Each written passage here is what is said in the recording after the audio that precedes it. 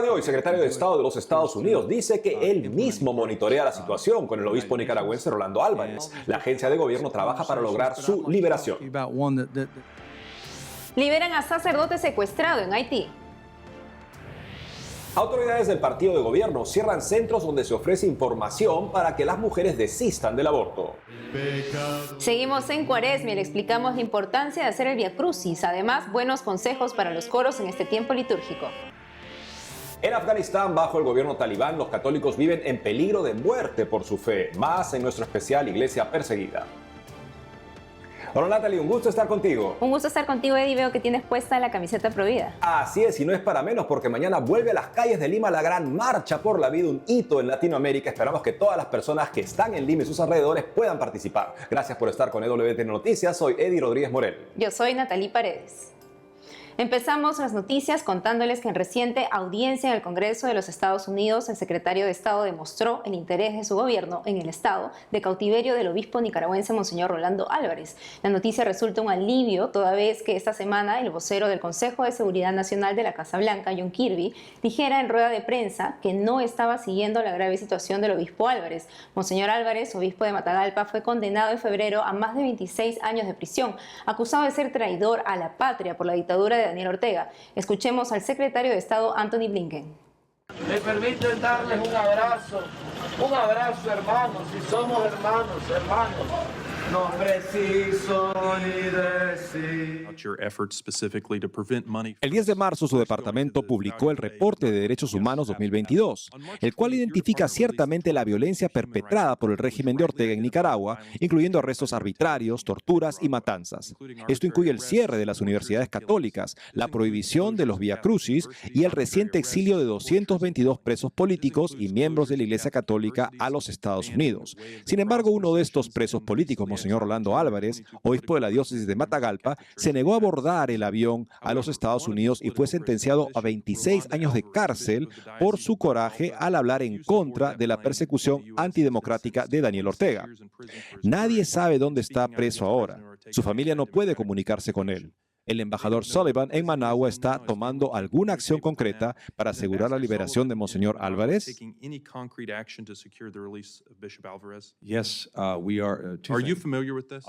Sí, estamos... ¿Está familiarizado con esto? Estoy bastante familiarizado con ello. De hecho, me reuní con los presos que fueron liberados en nombre del Departamento de Estado cuando llegaron a los Estados Unidos. Estoy muy contento de que estén fuera de la cárcel, donde no debieron estar nunca en primer lugar. Es bastante desafortunado que fueran expulsados de su propio país y no puedan vivir libremente ahí, pero al menos estoy feliz de que estén fuera de prisión. Monseñor Álvarez es exactamente como usted dijo, eligió no hacer esto. Le tengo una profunda admiración. Nuestro embajador está rastreando esto y yo estoy rastreando esto. Nuestra influencia con el gobierno de Nicaragua es algo limitada, pero dejamos bastante claro nuestra convicción que él debe ser liberado de prisión. Me permiten darles un abrazo hermanos, si somos hermanos, no preciso ni decir. Ahora la información viene desde Haití. El padre Jean-Yves Medidor, sacerdote de los clérigos de San Viator, fue liberado el pasado miércoles 22 de marzo. Sus secuestradores lo dejaron escapar. El sacerdote fue secuestrado desde el pasado 10 de marzo cerca de las 7 de la noche. Ese día fue atacado por encapuchados que lo metieron a un carro. El sacerdote pertenece a una parroquia en Puerto Príncipe. Según la agencia de noticias católica Fides, el padre Néstor Phil, superior provincial, y el padre Dudley Pierre, superior de los viatorianos en Haití, comunicaron la noticia. Dijeron: sabemos que nuestro hermano recobró la libertad anoche. Queremos dar las gracias a todos los que nos acompañaron y apoyaron con la oración durante estos días infernales. Seguiremos rezando por todos los secuestrados y esperando el día de su liberación. Deseamos al padre Jean-Yves un feliz y seguro regreso. Que el Señor le fortalezca y le ayude a pasar esta dolorosa página. En Puerto Príncipe, el suburbio Croix de Bouquet está bajo el control de 400 mawoso, conocidos por realizar secuestros en la región. Y ahora las noticias de la Iglesia de México con nuestro corresponsal Diego López Colín. Me encuentro en el Monumento a la Madre, uno de los sitios más emblemáticos en la Ciudad de México. En esta ocasión para comentarles que una institución que apoya a mujeres embarazadas en situación vulnerable que quieren tener a sus hijos, denunció que han sido acosadas por parte de las autoridades al realizar su trabajo.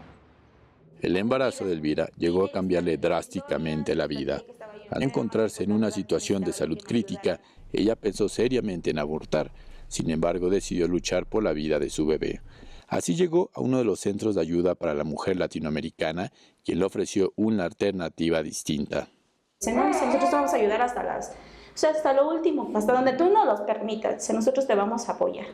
Y dije, bueno, y ya fue cuando yo más que nada yo me presté, permití que me ayudaran, porque pues ellos pueden decirme, yo te ayudo, pero pues si uno no se presta, pues nada, no pueden hacer nada, solamente decirme, ¿no? Este centro, mejor conocido como CAM, busca ayudar a la mujer en gestación que ha decidido abortar. Por esto, a Elvira la dirigieron a un hospital especializado, la apoyaron en su parto y la ayuda ha continuado ahora que su bebé y ella ya están a salvo. Pues al principio sí, yo dije, bueno, no creo, ¿no? Porque pues quién te apoya a cambio de nada, ¿no?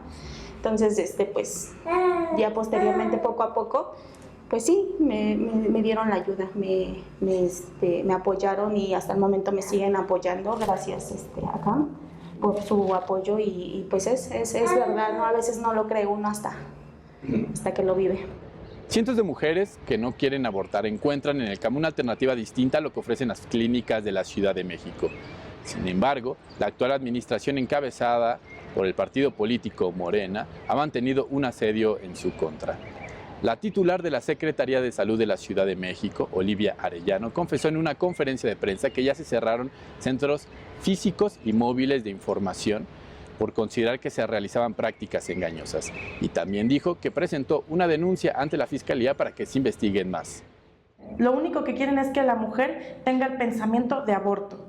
No quieren que les informemos ni les mostremos la vida del vientre materno, nos tachan de mentirosos, nos tachan de, sobre todo esa parte, ¿no? Como mostramos científicamente la verdad de la vida y queremos mostrar la verdad de lo que es la dignidad de la persona y queremos informarla, orientarla, acompañarle, brindarle alternativas, pues obviamente esto incomoda mucho. Lo único que quiere hoy la Ciudad de México es aborto. El Centro de Ayuda para la Mujer dijo haber salvado la vida de 350,000 mujeres y sus bebés en poco más de los 30 años que llevan ejerciendo esta labor, por lo que le pidieron a las autoridades que simplemente los dejen trabajar. Una mujer con un embarazo en crisis no quiere aborto, lo que quiere es una solución, un apoyo, empatía, acogida, ¿no? Reconocimiento y que bueno, en esa desesperación, en esa crisis, pues es un momento en donde ella puede decidir algo muy grave como un aborto, pero también ese momento puede cambiar el curso de la vida para ella y su hijo, y eso es lo que queremos, que se transformen vidas, que se transformen historias. Aquí tenemos madres, ¿no?, que nos han dado el testimonio de la alegría de niños que no iban a nacer. Reportó para EWTN Noticias, Diego López. Y ahora desde Argentina hemos preparado un conjunto de recomendaciones muy útiles para los coros y feligreses sobre los cantos en la Santa Misa en este tiempo de Cuaresma. Nos ayuda el sacerdote experto en música litúrgica, el padre Esteban Saki. ¿Cómo debe ser la música en la Cuaresma? La música en la Cuaresma tiene que estar sobre todo inspirada en los salmos penitenciales, ¿no? Y en textos que hagan referencia a este tiempo preparatorio a la Pascua. En esto el Papa Francisco, en la carta apostólica sobre la liturgia, Desiderio Desideravi, ha pedido especialmente que se respeten los tiempos litúrgicos porque es una manera de preparación espiritual del cristiano, ¿no? Esto vemos en algunas comunidades, desgraciadamente no se respeta mucho y se canta por ahí lo mismo en Cuaresma, en Adviento o en tiempo durante el año, ¿no? En esto hay que hacer hay que cuidar esto, ¿no? Sobre todo el canto de entrada de los domingos y de las misas de Cuaresma deben tener esa impronta del tiempo que estamos viviendo, ¿no? ¿Por qué no se canta el Aleluya durante la Cuaresma? Bueno, una de las características en la música y también en los textos litúrgicos de la Cuaresma es la ausencia total del Aleluya. ya que en la tradición cristiana el canto de alegría es el canto de alegría ante la victoria de Cristo sobre la muerte y el pecado, ¿no? Eso que vamos a celebrar especialmente en la Pascua. Es el canto del resucitado, el aleluya, ¿no? Una práctica tradicional que todavía en algunas comunidades se hace es enterrar el aleluya, ¿no? Simbólicamente se entierra el aleluya el miércoles de ceniza y luego se lo desentierra en la Pascua, ¿no? ¿Por qué no se canta el Gloria en Cuaresma? El Gloria no se canta también por este sentido penitencial del tiempo cuaresmal, aunque el Gloria está más relacionado con la Navidad, ¿no? Por eso en el Adviento se deja de cantar el Gloria. En los domingos de Cuaresma se silencia el Gloria también por este sentido penitencial, ¿no? Para dar este sentido penitencial al tiempo cuaresmal.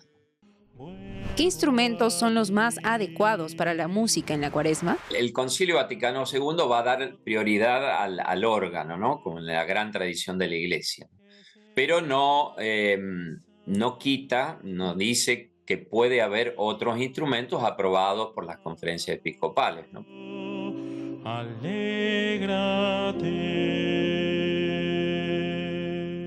Muchas veces es mejor una guitarra bien tocada que un órgano mal tocado, ¿sí? Pero por cierto, el órgano tiene para la Iglesia una prioridad en la música sagrada, en la música litúrgica. Señor, por el viento, gracias por todo, Señor. Seguimos en Cuaresma. Hablaremos hoy sobre la importante devoción al Vía Crucis con Fray Nelson Medina, sacerdote dominico colombiano y doctor en teología fundamental. Él está en Colombia. Fray Nelson, es un gusto siempre tenerlo con nosotros en el programa. ¿Qué significa la palabra Vía Crucis? Vía Crucis literalmente quiere decir el camino de la cruz. La expresión está en latín, pero se utiliza en muchísimos países y en muchísimos contextos también. ¿Cuándo empieza a realizarse el Vía Crucis en la iglesia? El origen es muy hermoso. Los cristianos, a medida que la fe se iba esparciendo, tuvieron siempre, o hemos tenido siempre, un gran amor hacia la tierra de Jesús y los lugares de Jesús. Cuando empezaron a organizarse peregrinaciones para ir a los lugares de Jesús, indudablemente el sitio donde Él fue crucificado, donde estuvo sepultado, y por consiguiente el camino que Él recorrió hasta ser crucificado, tomó una gran importancia en el corazón de aquellos creyentes. De manera que a lo largo del primer milenio, de un modo podríamos decir espontáneo, se fueron dando estas peregrinaciones. Muchos de esos peregrinos, al volver a sus lugares, en Europa principalmente, querían también representar los principales sitios que, de acuerdo con la tradición, habían sido el camino que Cristo había recorrido.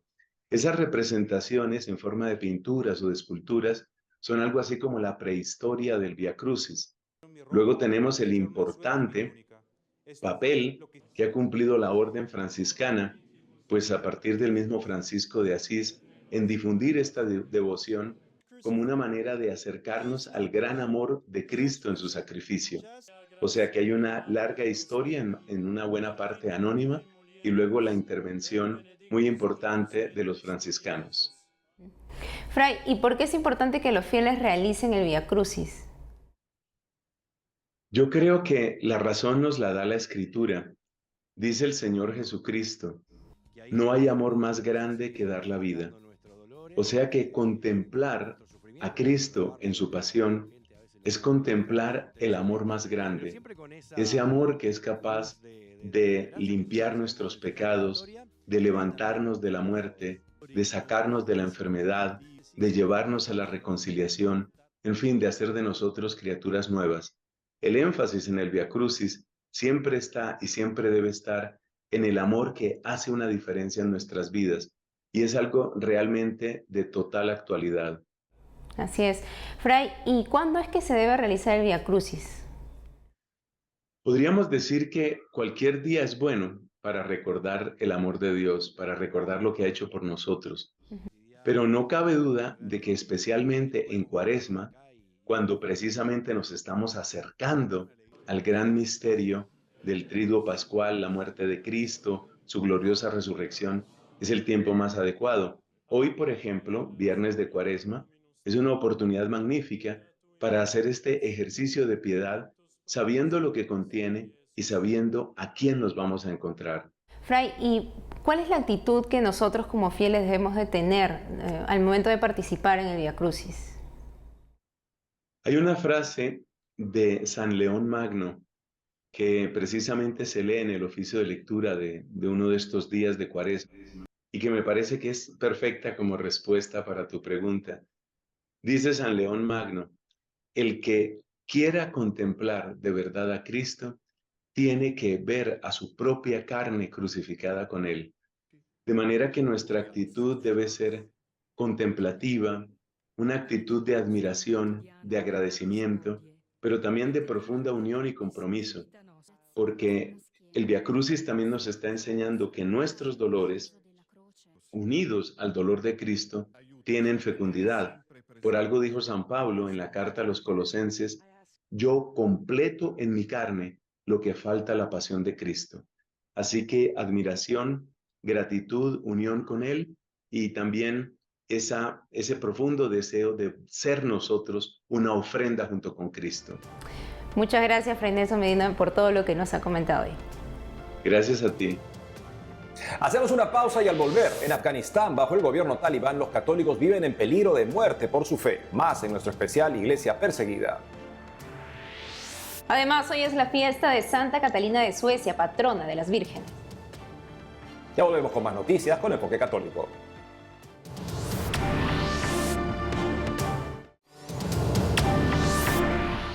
En Afganistán, los cristianos viven una situación desesperada. Los detalles de la realidad del pueblo cristiano afgano nos lo cuenta Bárbara Socorro de EWT Noticias en el especial Iglesia Perseguida.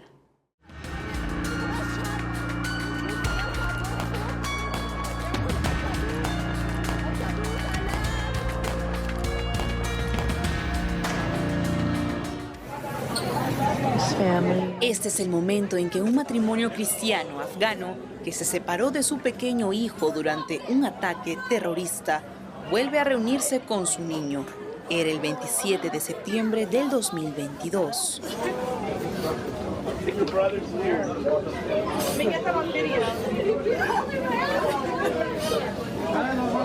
Yasor estaba con su abuela durante el ataque en el aeropuerto. En medio del caos no alcanzó a sus padres. Ellos tuvieron que emigrar sin él. Un año después, se reencontraron gracias a la ayuda de un centro de embarazo provida norteamericano que logró traer al pequeño a Estados Unidos. La historia de esta familia cristiana es similar a la de muchos cristianos afganos que hasta hoy escapan del país por el extremismo religioso del gobierno talibán. En Afganistán, al sur de Asia, con los talibanes en el poder, luego del retiro de los militares estadounidenses en el 2021, ha llevado a los cristianos a la clandestinidad.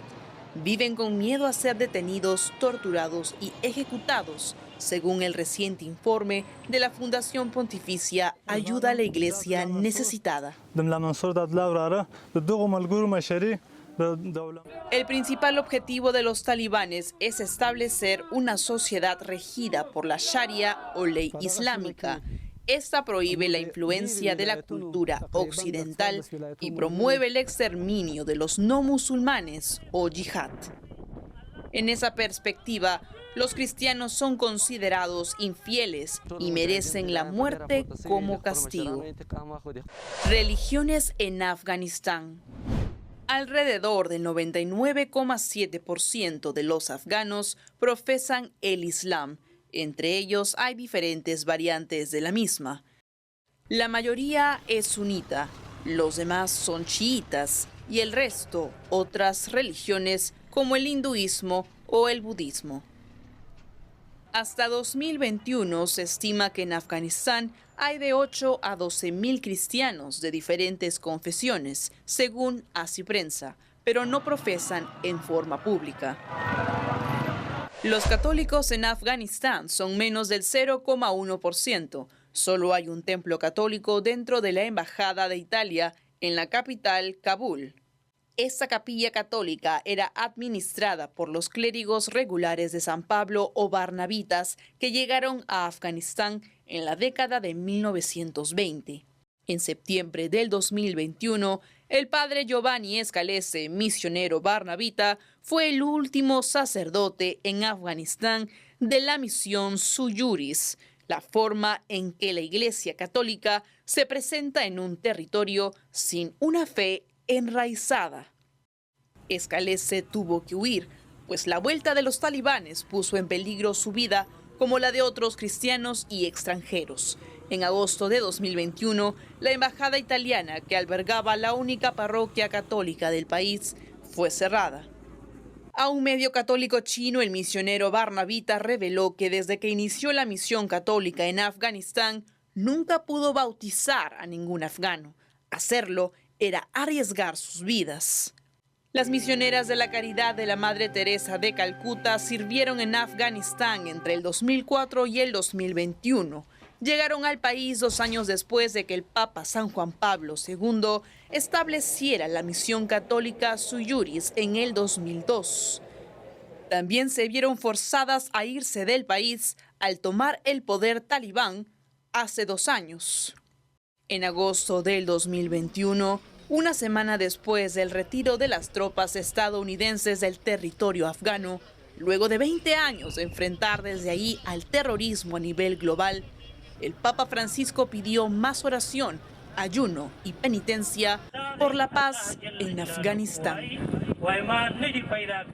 Ahora escucharemos a Prince Wafa, un afgano que en 2021 logró salir de su país gracias a una entrevista en WTN. Desde San Diego, en Estados Unidos, nos cuenta cómo ahora se dedica a ayudar a los cristianos en el país dominado por los talibanes. Estuvimos atrapados en Afganistán casi 4 meses.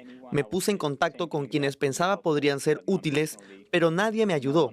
Entonces, un amigo mío, que era mi supervisor cuando yo servía en el ejército estadounidense como traductor afgano, estaba viendo EWTN News Nightly. Él era uno de los espectadores y me sugirió contactar a Jason Jones del Vulnerable People Project.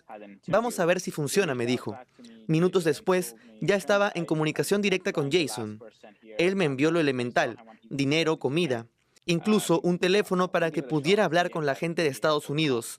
Gracias a EWTN, que me ayudó a llegar a Jason, por fin pude escapar de Afganistán. Ahora puedo decirte mi misión. Soy el director de operaciones de Afganistán del proyecto de personas vulnerables. Hoy trabajo con Jason Jones y básicamente me encargo de cualquier operación de Afganistán y Pakistán. Desde la distribución de alimentos hasta la construcción de puentes para la gente, escuelas de medicina, clínicas médicas para mujeres, construcción de sistemas de agua potable para los pobres, cualquier cosa que podamos hacer en Afganistán.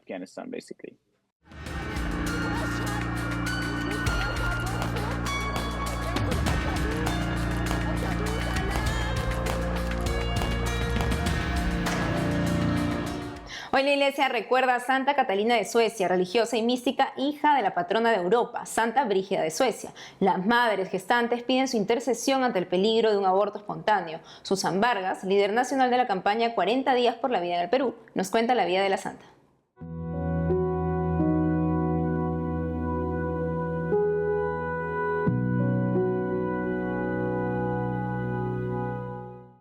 Bueno, esta gran santa es una extraordinaria mujer, de verdad que un gran testimonio de vida. Ella fue primero criada dentro de un círculo familiar muy creyente católico. Su mamá, en especial su mamá, le inculcó mucho la fe. Ella desde muy pequeña tenía este servicio por la fe, que fue, por decirlo así, de una manera heredada por la mamá. Luego ella fue creciendo, ¿no? Y su papá, casi a la adolescencia, entre 13 y 14 años, le dijo pues que se casara, ¿no? Con una persona que tenía recursos muy económicos buenos, y ella se casó. Pero acá es algo muy curioso, algo muy bueno dentro de esta santa, que ella hace una promesa de castidad junto con su esposo. Su esposo es una persona también creyente, y es así que ellos viven la castidad, ¿no? Ella es una persona de servicio, va donde su mamá, está donde su mamá un tiempo, se entera que su esposo muere y ella se queda con la mamá a seguir sirviendo a Dios en la fe, en las creencias de servicio al prójimo, ¿no? A ella se le conoce como la intercesora de las madres gestantes. Justamente esto, la ayuda que hacía al prójimo, la misericordia que veía en el prójimo, en especial en estos niños por nacer que son tan indefensos, se recurre a ella para que ella maternalmente, con su instinto de mujer, pueda proteger, pueda ser esa intercesora de tantos niños que ahorita luchan por su vida dentro de la misericordia. Y justamente en eso, ¿no? Cada mamá que vea en ella este ejemplo de oración, de misericordia por el más indefenso y que no encuentre un obstáculo, todo lo contrario, que justamente en esa unión con Dios, en la oración, ella pueda fortalecer su fe y que vean como esta santa un gran ejemplo de vida.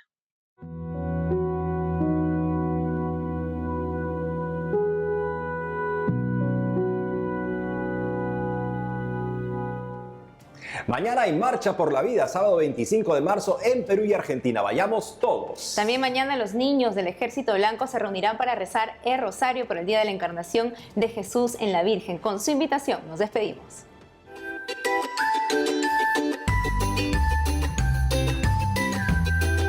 Sí, la Virgen se va a poner muy contenta con nosotros.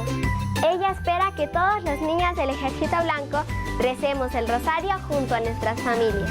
Tenemos que rezar y así repararemos juntos el corazón inmaculado de la Virgen. Es por eso que nos reuniremos este sábado 25 de marzo para realizar nuestro rosario internacional. El horario es el siguiente: México 9 de la mañana, Estados Unidos, Perú y Colombia 10 de la mañana, Puerto Rico, República Dominicana y Venezuela 11 de la mañana, Chile, Argentina y Brasil 12 del mediodía, España 4 de la tarde. No podemos faltar.